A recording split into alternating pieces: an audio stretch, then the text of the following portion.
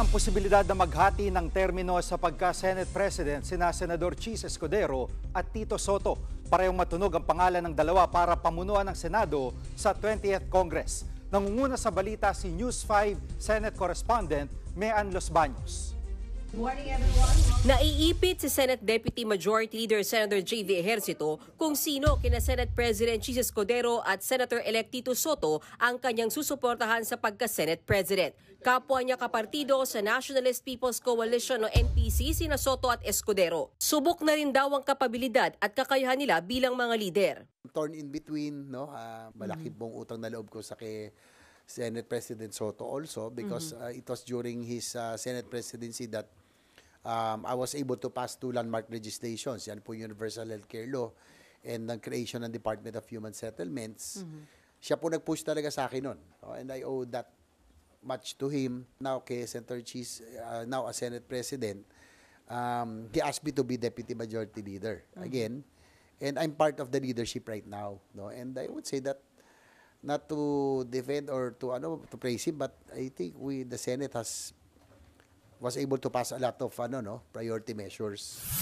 Natanong tuloy sila Ejercito kung posible kayang magkaroon na lang ng gentleman's agreement o maghati na lang sa termino sina Escudero at Soto, kung saan Senate President pa rin muna si Senador Chis Escudero habang may impeachment trial kay VP Sara, at saka na mauupong leader si Senador Soto. Nasa sa kanila na po yun. No? Mas maganda, walang away, mas maganda magsama-sama kami.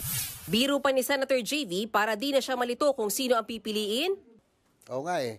Siguro para hindi ako mator, tatakbo na rin ako Senate President. Para hindi na ako mag-isip. Tatakbo rin ako para wala na akong papaligan. Pero sa huli, ang ikukonsidera daw ni Ejercito sa pagpili ng susunod na leader ng Senado ay yung kaya silang pamunuan sa gitna ng mga hamon. So I guess I will have to choose a leader who will be able to steer the Senate during these turbulent, challenging times.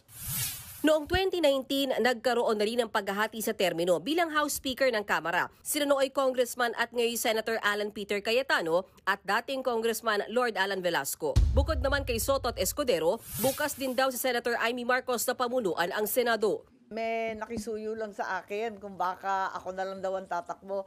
Palagay ko, ang gusto lang nila makipag-umpugan ako kay Tambaloslos. 13 boto ang kailangan para manalong Senate President. Mean Los Baños, News 5.